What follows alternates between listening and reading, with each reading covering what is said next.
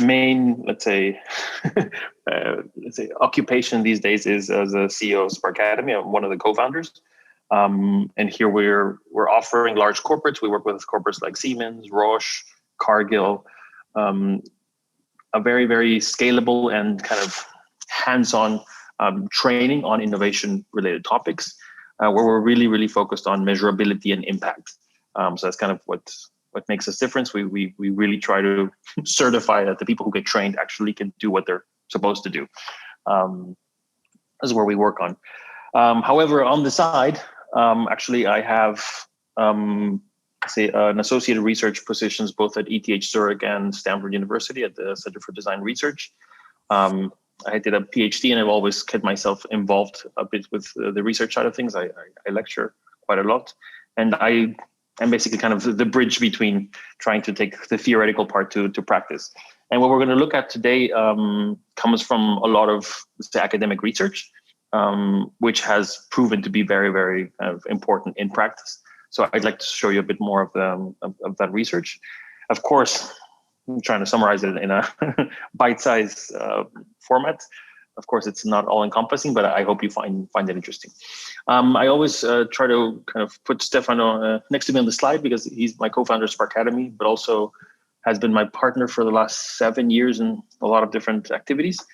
Stefano is kind of more the hardcore academic. He's a professor at ETH Zurich, but he also sits in a couple of different boards and advises large companies on basically change management and how organizations change from an organizational perspective as well as an individual. And a lot of the work we do at Sparkademy and some of the stuff I'm going to show you actually build on his research, which I find quite interesting. So how do we measure innovation? That's kind of the question in everybody's, let's say, head. We look at it into 3 dimensions. Again, as an academic, we're always trying to chop it up into smaller parts and make it easier to analyze and understand. And today we're going to look at it from kind of an individual level. You know, as an individual, can you be innovative and how and what things are important? Then as a team, and then within the context of an organization. Okay, and each one of these 3, let's say, dimensions has different triggers, levies, and things we need to work on and things we can measure and develop as we go along. However, none of this works in and of itself. If you have an extremely, let's say, innovative individual in the wrong team, in the wrong context, well, it's not really going to work very well. As well, if you have a great context, but the wrong individual, the wrong team, it also, so these things need to align. And that's where we start having issues, especially when we're working in the innovation department, because we put, all these crazy happy people in one corner, and then it doesn't fit the context. So we need to work on these 3 things in parallel to certain levels. So let's start looking at the individual. Here, let's say I work very much building on, of course, Stefano's work, Stefano Brusoni.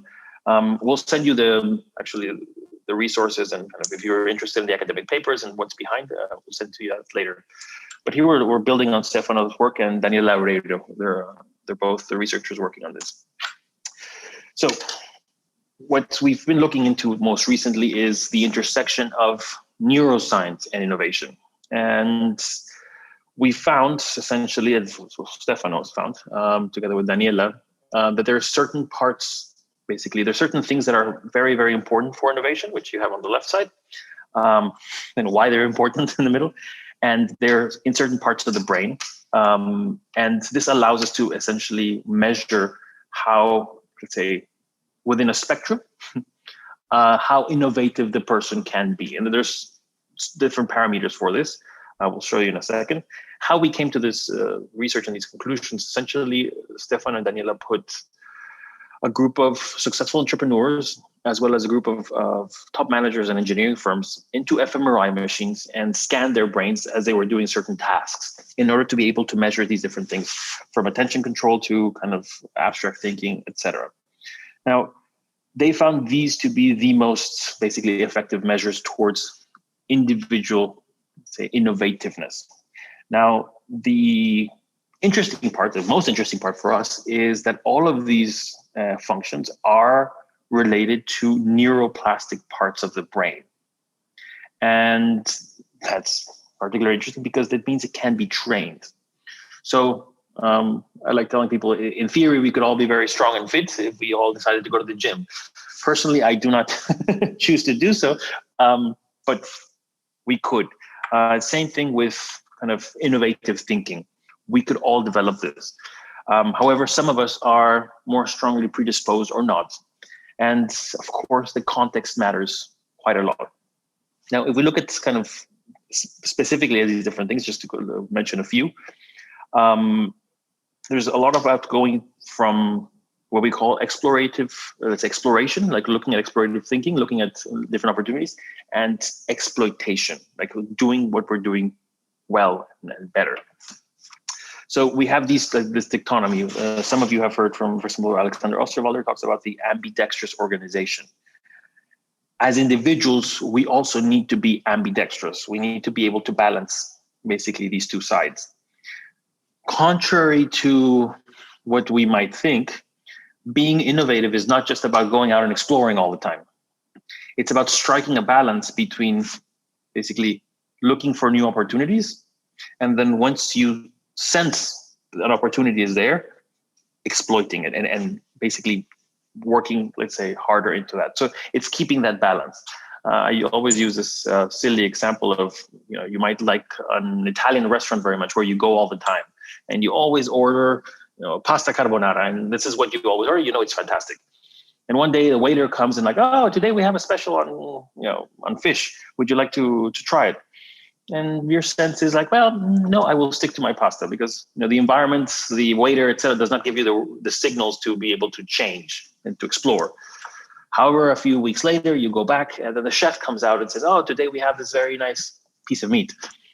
The chef looks kind of more professional. He's been working there a long time. So you have the signals in the environment to say, hey, actually, maybe now it's a good time to try something different. That ability to switch between exploration and exploitation is kind of what leads to innovativeness. So again, I think this is interesting from an individual level and a lot of different things, how we can actually measure this and work on it. I'll go into that in a moment. So let's look into teams. If anybody has any questions, please just put it in the chat, but it's always kind of weird to be talking to an empty screen. What do we look into teams? With teams, very, very specifically right now, we'd like to focus on psychological safety. I think there's a lot of different things that can help a team be innovative, but we're focusing on the work of Amy Edmondson, who was a professor at Harvard, and she's been conducting research on this for decades. Google is one of the most interesting case studies on this, and she put together this model on kind of basically team learning. And again, I would like to close the chat if I can.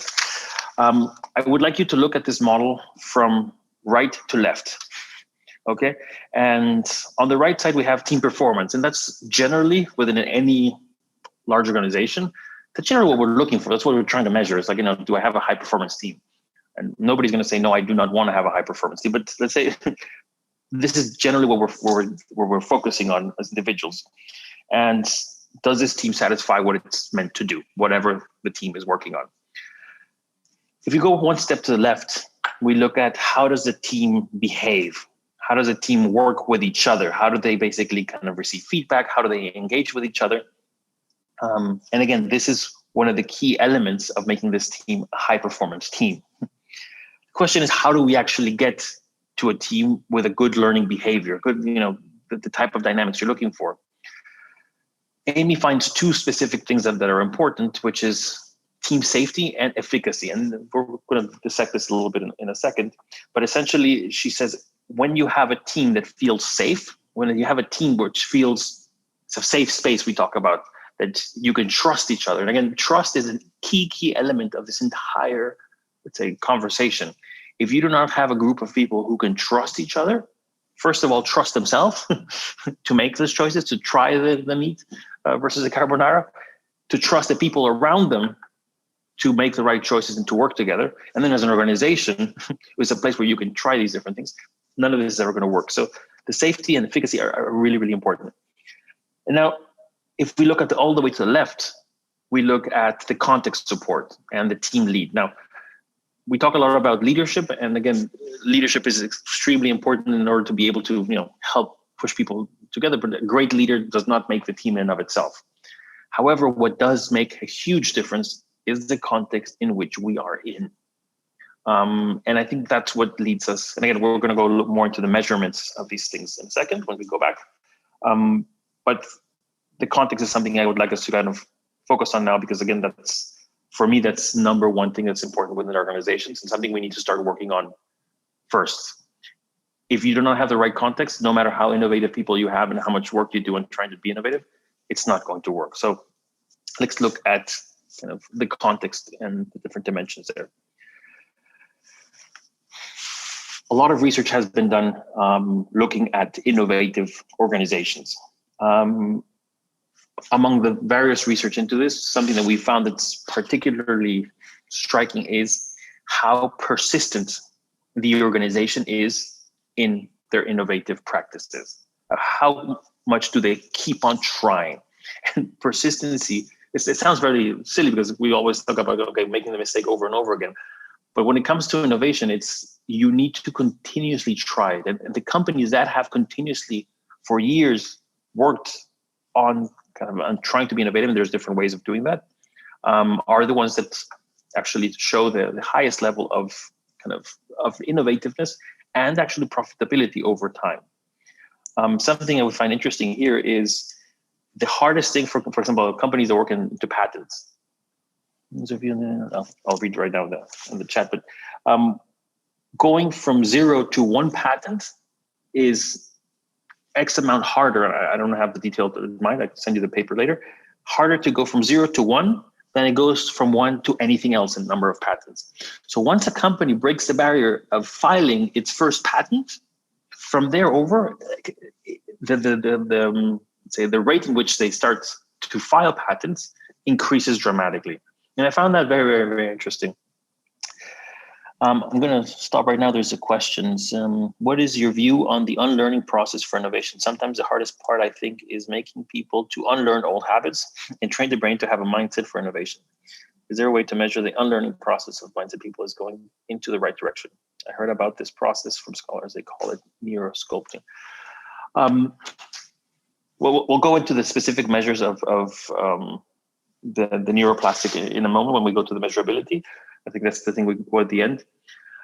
We do, again, the brain is a muscle and we need to train it for certain habits. Being able to switch between exploration and exploitation it's painful actually. Like one of the hardest things is actually the switching, being able to go from focus work to kind of explorative work and back and forth.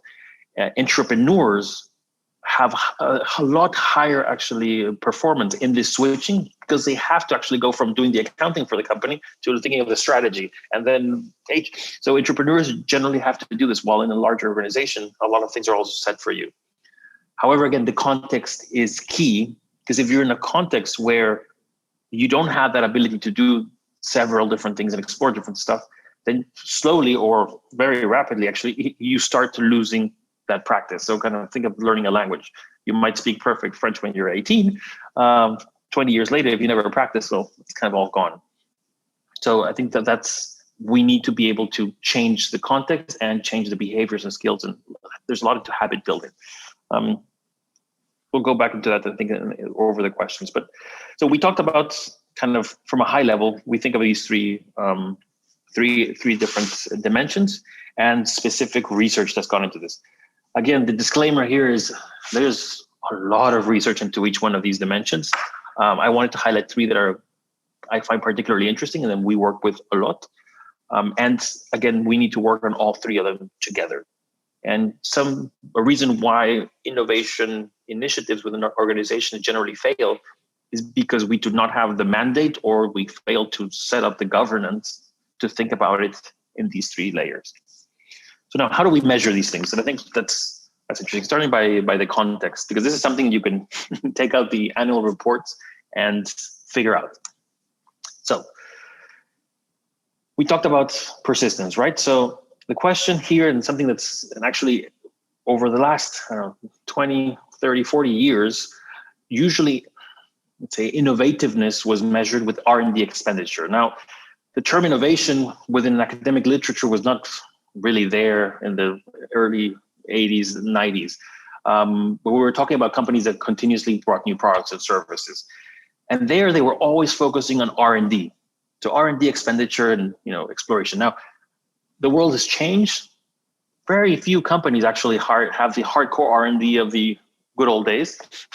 But that does not mean that they're not innovative. So again, we need to change kind of what's the measure of innovation. And R&D in itself doesn't cut it. Companies have things like innovation hubs or innovation initiatives, corporate venture capital, learning and development on the other hand. And there's other different aspects. But the question is your organization continuously investing in different, it can be one or several of these things over time.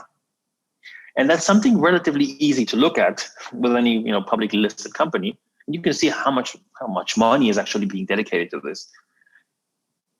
Now, when we look at these now, what exactly are we trying to look at in terms of basically, what are we measuring? Now, again, just as a very high level example, we can think about it as we're measuring, for example, in an innovation department, the number of pilots or minimum viable products that they produce over time. If we look at L&D, learning and development at the bottom, we look at how many hours of training do we invest in every individual, and kind of venture capital, deal flow, etc.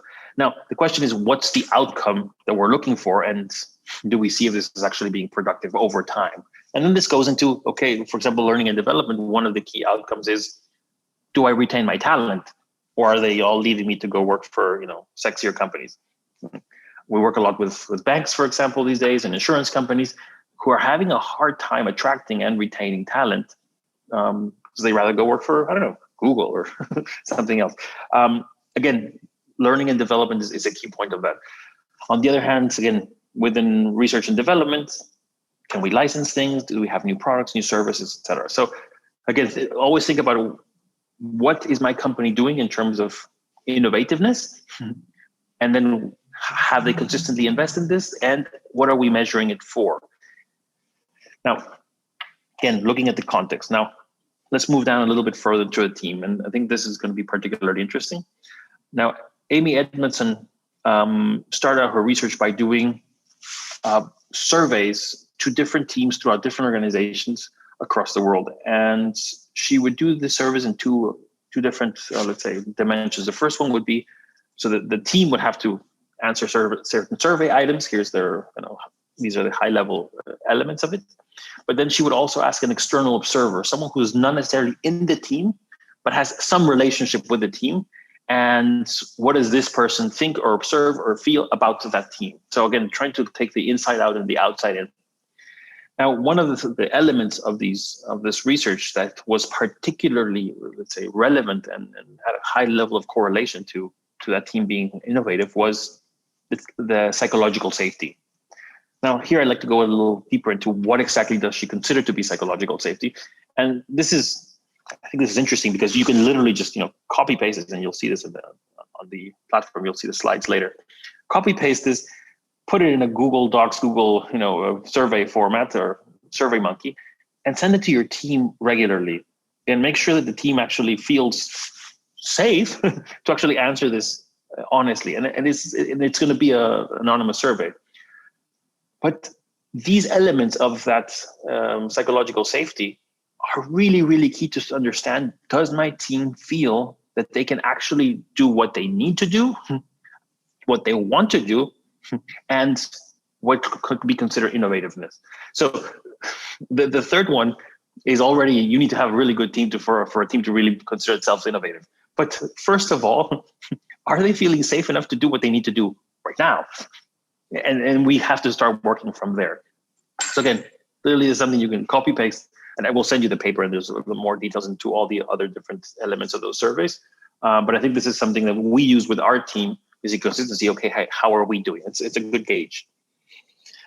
Now, let's look back into the individual. In the individual, I mentioned Stefano was doing, originally 15 years ago, putting these people into fMRI machines. Now, these days, it's not very practical to send everybody to the hospital. It's a pretty expensive process.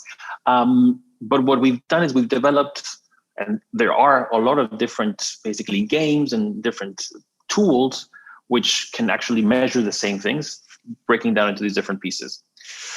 What we realized that are two of the most important elements from those we mentioned at the beginning, which were, can you pass me the slide, Lotte? So we talked about in the original slide, attention control, working memory, planning and generativity, and cognitive reflection and abstract thinking. So kind of these are the different functions. Now, what we realized were the most important predictors of kind of being higher on the scale of the innovativeness were these two, the ambidexterity, so being able to switch between this exploration, exploitation, and how good is the individual at understanding human needs, okay? So these are two specific things that you can measure relatively easily, and already tells you where is this person at the moment. Now, this is a snapshot, it's not a movie, right? The question is why, and then there's a lot of more work that you can do and why they're there and how you can work on that. But what we do here for ambidexterity as an example, and again, you can Google these different tools and there's different surveys. We have a tool which we call the Spark Check, which we built specifically for this, but you can find online different elements for it. So ambidexterity, here it's kind of how good are they at these trade-offs? And there's, again, academic test that was developed by a psychologist already 34 years ago called the gambling task. And essentially it's choosing different, basically, options based on a certain payout. So this looks like, do you see these little squares? So essentially you're supposed to click those squares multiple times over a certain period. It's a little game. And every time you do, you get kind of a number. And the idea is to get the highest number. So that's why it's called a gambling task. And there's a pattern behind which consciously very, very, very few people find out, but unconsciously a lot more people do find out. And that pattern actually kind of allows you to subconsciously make that switch from the carbonara to the meat or not. So again, and that's where we're measuring how good are we at detecting these patterns behind. So this is kind of, one example of how we measure this ambidexterity. Then there's the human needs side of the story. Here we work a lot with emotional intelligence. Now there's various different, let's say, pillars to emotional intelligence. We often think of emotional intelligence as something that's kind of, love yourself and to start going on. We don't focus on that, and that's highly complex, and there's a whole other can of worms. But we focus on two specific aspects of emotional intelligence. Can this individual identify emotions in other people? And we have different ways of doing that. This is important not just for customer centricity and being able to understand your customer and see where your customer actually likes something or doesn't, but also within a team. Are we really good at detecting that you just piss somebody off or not? And the second element of emotional intelligence, again, these things are actually separate abilities, is can you actually, basically, after perceiving that, what do you do? Do you take action over it? So again, these are two specific elements that we look into, because some of us are very good at perceiving, but we just don't really care, or are not very good at we feel uncomfortable in actually engaging over that, or vice versa, by the way. So here again, this so you can see how this little test looks like. Again, it's a lot about kind of faces, there's videos, there's different scenarios where you think, okay, how could this person feel? Again, this has been built over time based on a lot of kind of academic research in the past. So again, I hope I gave you some inspiration to where to look at it, and we'll send you the resources of the different papers, and you can go down the can of worms. But again, we always need to think of innovation in these three dimensions, and think that there are different ways in which we can actually see where we are, the as is, and where do we want to be. And again, all of this is about development. Can we develop that innovativeness that we're looking for? We believe we can, again, hence we do the work we do. We just need to support to have the right context, give our team the right space, and give the individuals the right training and the right possibility to self-develop. I will stop right here. This is my last slide. Thank you very, very much for your attention, and open to any questions or comments. I'll stop sharing the screen for now. Great. Thank you, Alan. I see lots of silent faces. Anyone a question? The easiest way would be if you indicate in the chat box who has a question. Otherwise, Alan, maybe you want to go back to DJ's question. DJ, do you want to repeat it? Gustavo, hi. I know you. Yeah, I think we met before. Hi, Alan. So regarding my question is, I think one common problem that at least I have and I hear other people is having too is to change the mindset. A lot of people, I mean, nobody question if innovation is important right now or not. But when you want to actually people to change the bad habits or the way they've been doing things or really get into innovation, it's difficult. And also, I don't know if there is a way to measure that. Or, I mean, as I mentioned in the question, I read there's something called neurosculpting that actually you start training the brain little by little to change how you see things, how you connect things. But in a more practical way, is a objective way to do it, or everything is subjective related to the brain? So a couple of different things. Number one, this is not you can't buy it and next day so it takes time. Again, you're going to the gym, you're not going to be fit on the first day in the gym, right? What we do, and again, like how we use the Spark Check generally, we try to make a map of where the organization is. So we'll try to like run the entire team or the entire organization, depends on the size of the organization or the business unit, through the Spark Check, and allows us to get a sense of what are we dealing with. where are people? Because at the end of the day, you don't need everybody to be at the high end of the spectrum of innovativeness. That's actually not effective at all. You need a balance. Now, but you still want to kind of change the culture and have the mindset we're looking for. The easiest way to do that, and easy is a high question, is to start out by the ones who are already there. Empower them, put them together, get those people to start working on different things, to start changing the context.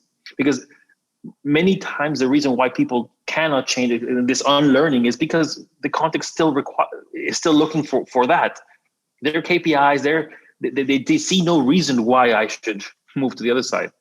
So for us, this change process is a bit like the customer, the product adoption curve. You have these super early adopters, the super excited bunch, and I'm guessing that's you guys.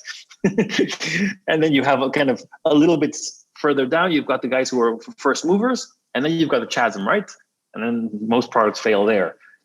In order to get through that chasm, you need the early adopters, you guys, plus the first movers, to have actually done something about it.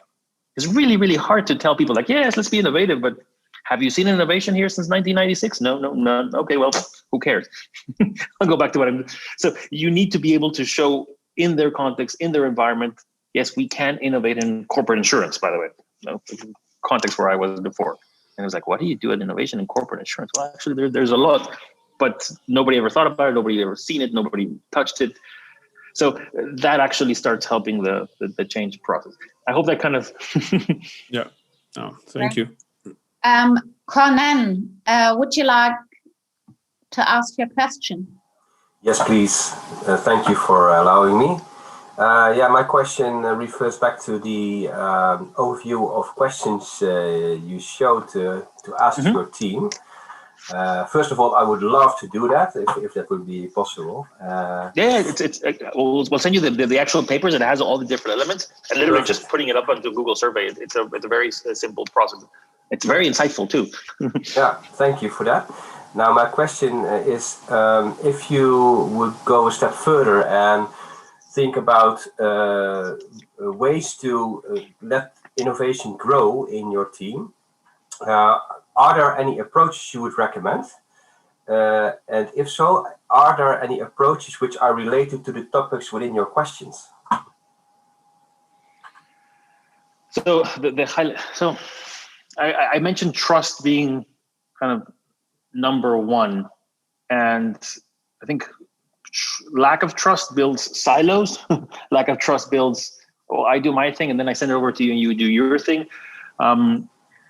Again, this is the issue with all of this, guys. Is it's you need to be persistent too, because this is going to take a while for us to get there. Within a team, if you already have and it's happened to me in my own team, by the way, too. So it's not like, I do everything wonderful. No, it's if you have a toxic situation, a toxic environment, and it's very easy to get into one of those where you have someone who's already feeling completely, let's say, misunderstood, bullied, any other word, whether it's true or not true, doesn't matter. But if this person already feels that way, that's already creating a cancer that's going to grow in your team very, very, very freaking fast. So yeah. Two options, and again, depends where you're sitting. You either literally extract that person, move it out, and make sure that this doesn't happen again, where you need to admonish the team. Or number two, you try to work it out. But then this is a lot of HR work. And HR, what I mean in HR is like, that's where the team leader comes into place. Yeah. And you need to get them back to a point where they can actually work together. And this is kind of little by little. I think the element of trust in teams is also particularly interesting to the context in which you're in. I'll give you an example. When I lived in Silicon Valley, in this little bubble of the world, it's the trust barrier is super, super low in terms of any PhD in biology will sit down with some investment banker for a coffee and literally just like, this is everything I have, and can we connect something? And we create value.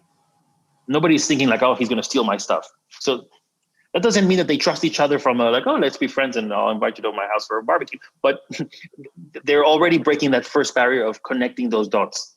Then you need to build on top of it. In other parts of the world, and again, I live in Switzerland and Zurich, it's like, no, this is my stuff. And I don't even want to show you my Post-it because my Post-it has the best idea in the world. Now, there, for example, and I do it with students here, it's like, okay, your Post-it is useless.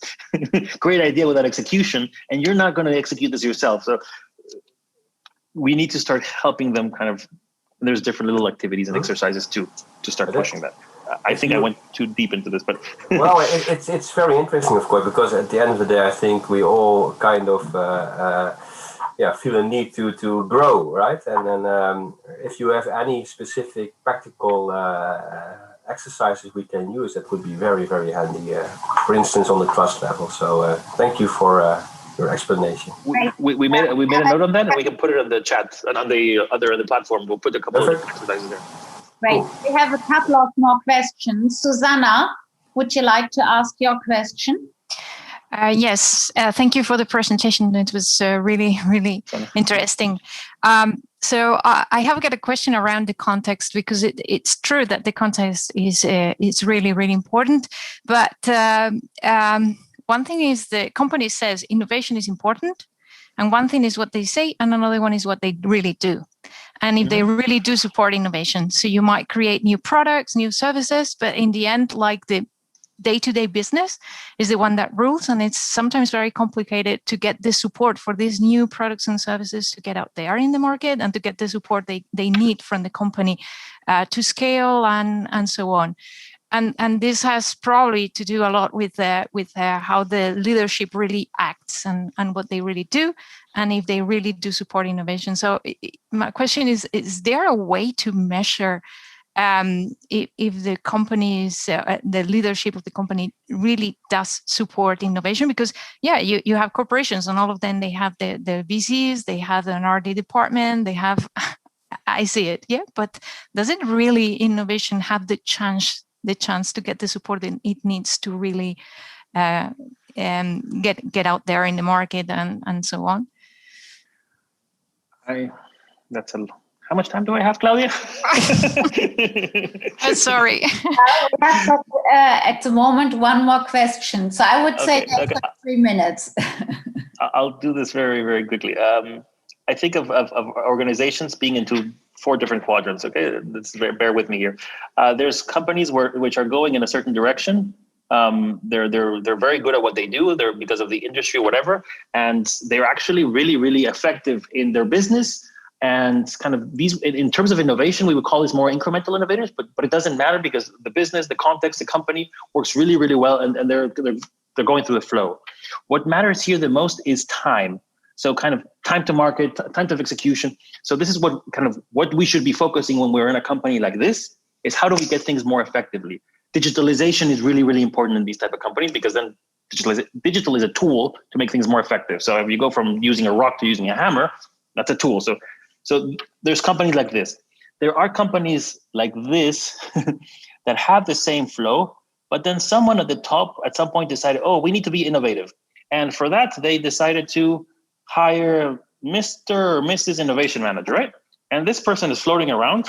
And the only reason for this person to actually do something is to find, let's say, ambassadors in different areas. So this person is connected to different little people here and, loosely connected, because basically he or she needs to find people. I'm sorry, I'm terrible at drawing, but I don't have a slide for this. But essentially, this person's job is to find, let's say, ambassadors or people to help him or her out.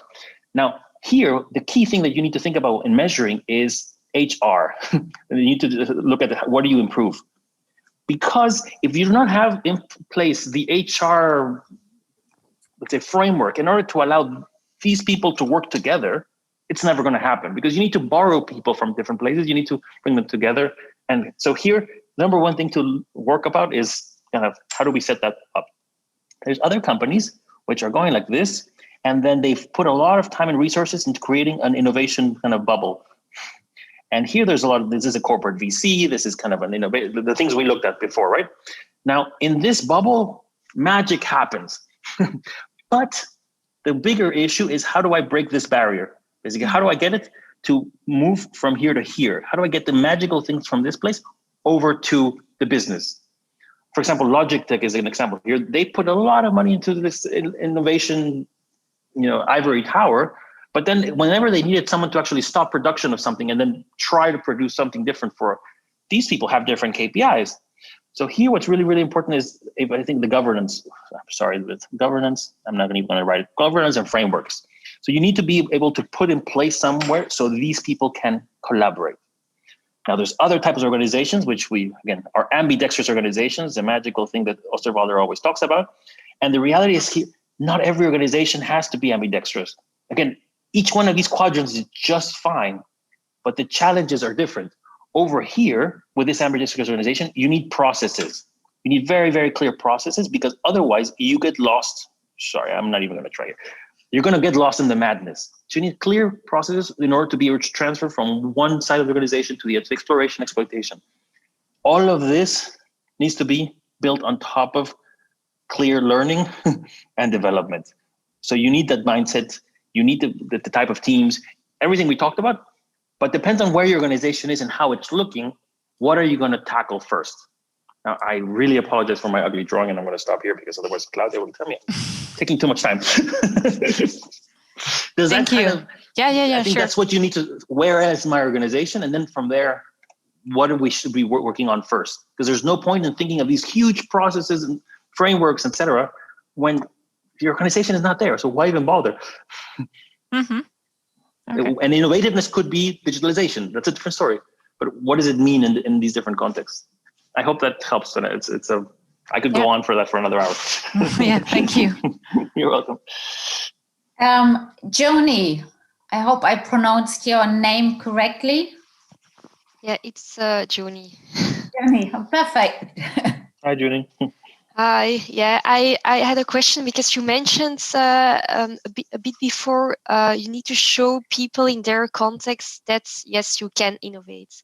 Mm-hmm. And I was just wondering, how did you approach that in the past? Low-hanging fruit. And the first thing you need to do is in every organization, there is low-hanging fruit, things that you need to look at the white. I always look at the white space within the organization, meaning, can you find a business unit or a team or something where whoever's in charge actually wants to do something and his or her team can do it, and there's a budget where you can actually show a first quick win, something that actually says people say, oh, that's interesting. I can do that too. Organizations are people, right? You will always find a little bubble within the organization, which is actually in the right time, right place, right head, right. And you need to find those. And again, if you're the person leading innovation in a large organization, your job number one is to find where those bubbles are, and then see where can you have the most kind of quick win as more impact. Once you do that, then everybody else is like, oh, that's can we get some of that too, please? So that starts breaking down that barrier of hey, an organization, we can do that. That team did it. Of course, you're going to have like, well, of course it was that team because that team is different. Or no, yes, of course, marketing, but we're operations. You're going to have some of that BS too, by the way. But you already need to show, hey, in this company we can innovate. Now, can you start breaking it up into like the different parts of the matrix? Does that? And it sounds relatively simple. The question is identifying those quick wins and executing on them quickly, because you don't have a long time. After a couple of years, your boss is going to come and like, so what have you done, Mr. or Mrs. Innovation? Oh, I gave a ton of workshops. Trust me, nobody wants to hear that answer. Yeah, indeed. Yeah, that makes fully sense. Thank you. Good. Alan, at the moment we don't have one, but I have one, because you just raised in context with Susanna's question, the help of governance. And governance, I think, to challenge you there a little bit, I think big corporations have lots of governance and sometimes lots of habits, which everyone believes there are governance, but there are actually not governance rules. What's your advice on this to deal with it, to help actually make these teams more innovative? I think innovation has to be a top-down, bottom-up, let's say, activity. If you're in an organization where the top does not believe this is important, that doesn't actually believe, and that's going to Susanna's point of view, like that, yeah, but again, you're not seeing the persistence over time and actually investing in it. Again, probably not. It's not even in the quadrants that we talked about earlier. But if they do have that intention, I think what is very clear is whatever the governance is of the organization, you need to figure out how do you make, who are the stakeholders, and how do you make those stakeholders basically responsible, or you assign certain things to each one of them, which showcases that they actually they are involved and make sure that they can deliver on it, or politically it's not good for them to not deliver on it. And second, what are the KPIs which we're looking to measure? I think we don't have enough KPIs for innovation.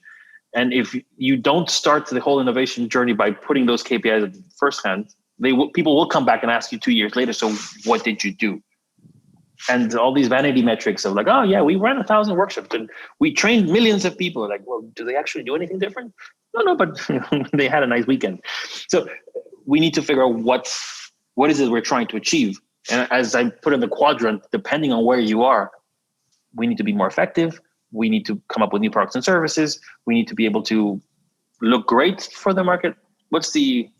We've had companies literally come to us and tell us, we just want to be perceived as thought leaders. That's what we want. We need that perception, because otherwise we cannot partner with them. Okay, that's an honest answer. Going back to Susanna's question, they need to be very honest as a board to say, we know we're not there. We need to be perceived as, okay, let's work on that, and then move our way down the. Does that make sense, Claudia? Or I mean, you deal with the C-suite folks a lot more often. I actually want to ask the group if anyone has an example from the companies where you work. Do you have KPIs on innovation? Open question to now everyone else.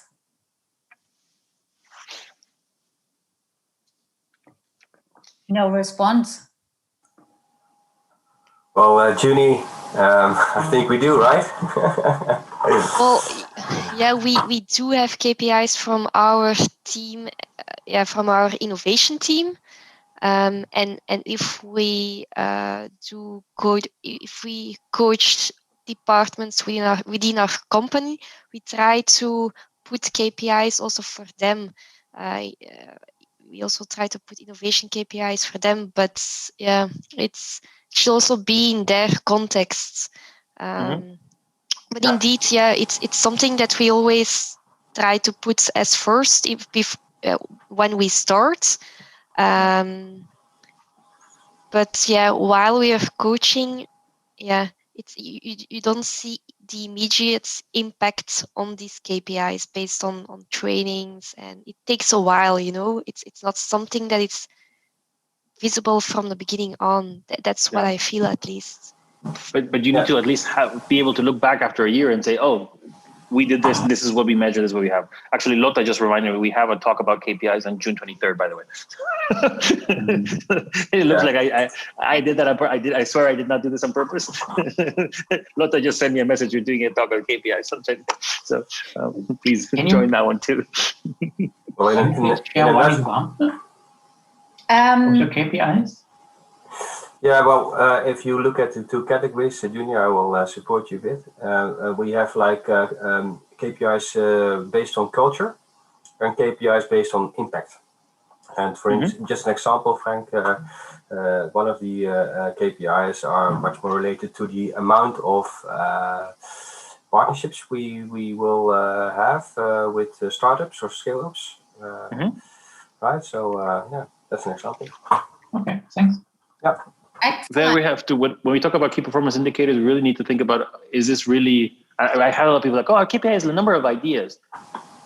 That's a vanity metric. Yeah, we produce millions of ideas every year. Like, are you kidding? I'm sure all of you thought that's not a, but they're on the platform, so they're measured. So it's a nice thing to tick the box.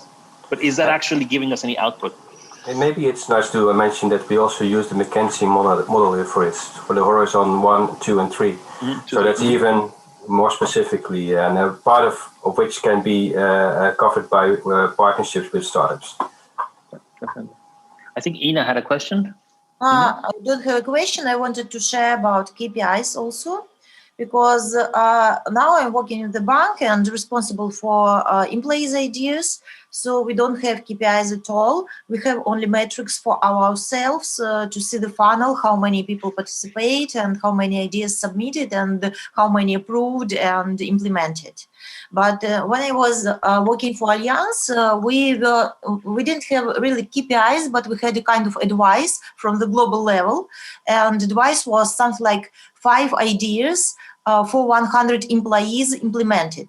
So yeah, it was, but it was really challenging. And I think when you want to be the best, one of the best in the group, so you do even better.